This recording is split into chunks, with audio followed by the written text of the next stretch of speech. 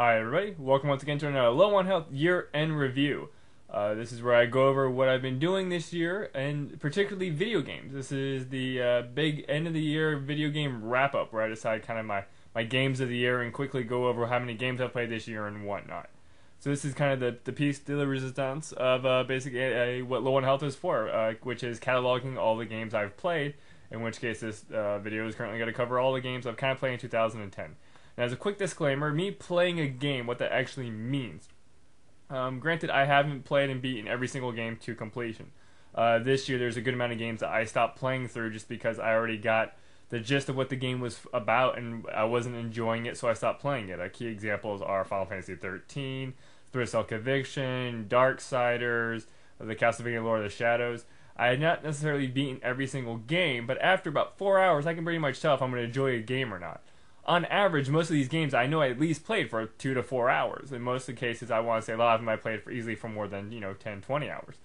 But I did play all these games to an extent, to the point where I could, I believe, give an accurate view on them, or at least my opinion on them. Granted, I probably didn't do everything in the game, or maybe even touch upon every single little thing in the game, but I've played the game enough for me to get an accurate impression of what I think about the game and if it's worth me to continue playing and whatnot. So, first, right off the bat, this is, of course, going to be a very video or graphic heavy thing. There's a lot of data here I'm just going to throw out. So the first I want to do is go over kind of my top 10 games of the year, in which case they are, boom.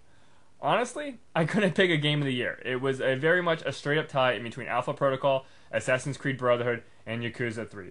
I really couldn't pick which one was better than the other. They all have the little nuances. Alpha Protocol, which is, of course, technically kind of buggy. I love its design. I love its story. I just love how it basically is a choose your own adventure book, and it actually makes sense how you do things and how everything just kind of intertwines to each other to such a great extent. I just enjoyed it immensely. It's sad that it didn't get good reviews. It's not going to get a sequel. It's been kind of dropped as a franchise, and it did have technical issues. I will give it that, but just its whole dialogue tree system for me just very much felt perfect.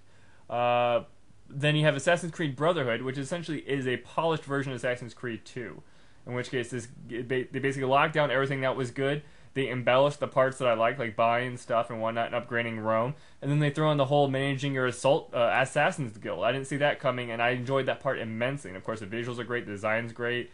It was just a very polished product. And Yakuza 3, as always, is probably a series I always love and would have probably got Game of the Year if it wasn't for all the cuts they made. Granted, Sega brought it over, thank you, and it is in HD. It looks fantastic. It's your solid Yakuza 3 gameplay. But because they cut out certain quests and certain things, especially the hostess club, and managing the hostess club, which is in Yakuza 2, and for Sega to cut that out of cultural relevance, I just think is bullshit, and that is why it didn't get Game of the Year, in which case it probably would have been easily if they didn't cut that.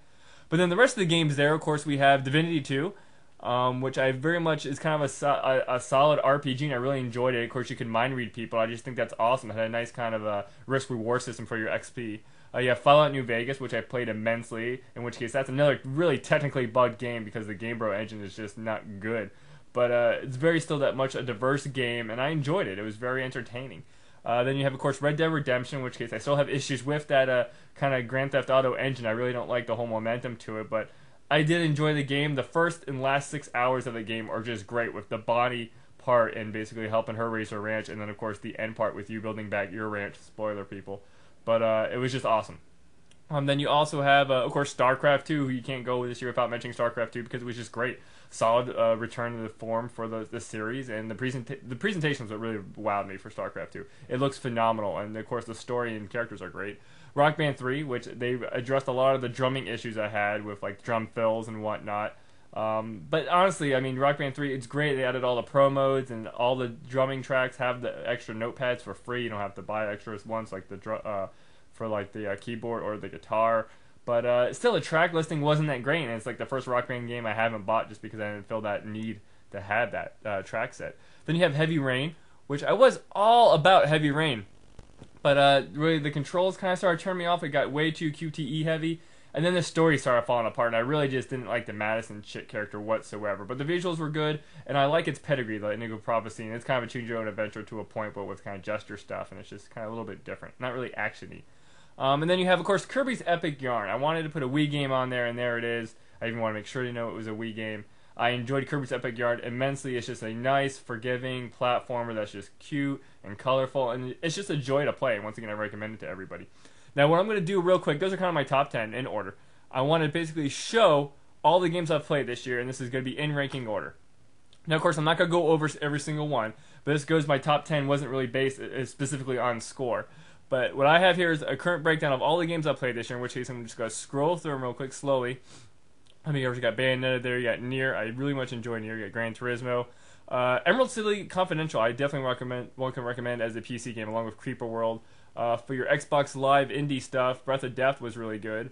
You got some more games here. Wii Sports Resort. Of course, I want to mention this year, too, there's a classic example of a bunch of sequels and whatnot I was very much not thrilled with, like Left 4 Dead, which I didn't like the whole Left 4 Dead thing to begin with, but Mass Effect 2 and Bioshock 2 I didn't really enjoy that much. A lot of disappointing sequels this year, and let's see if I can point out some more. There's Darksiders that I said I gave up on. Renaissance of Fate I will get back to, I believe. What else we got here? God of War 3, I found it very disappointing. What else we got here? Kingdom Hearts wasn't that good this year. A couple of PC little games I played. A lot of PC games that I played. Dead Rising 2 I really much didn't like as much as I thought I would.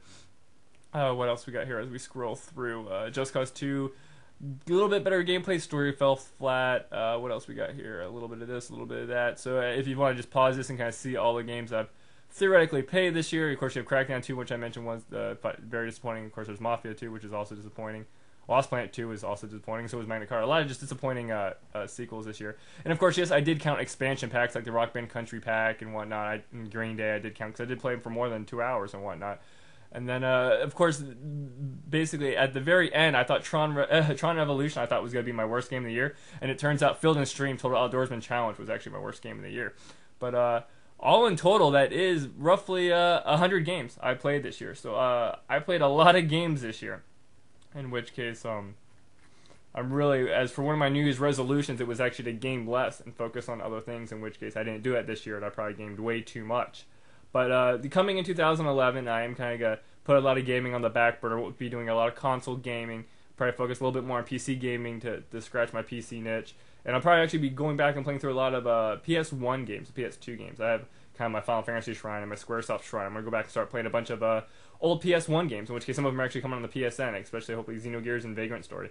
I'll probably play on the PS3 and the PSP once those hit the network, but that's kind of all I got it for now. That's my big list. If you actually want to get the file that has all my reviews, I have a review written up for every single one of those games, in which case it might just be a couple sentences. It might be a bunch of paragraphs. I know my Mass Effect one was very lengthy, but I don't actually have those up on YouTube. I have those in a master file, and if you want me to email it to you, just post in the comments and I'll send you an email.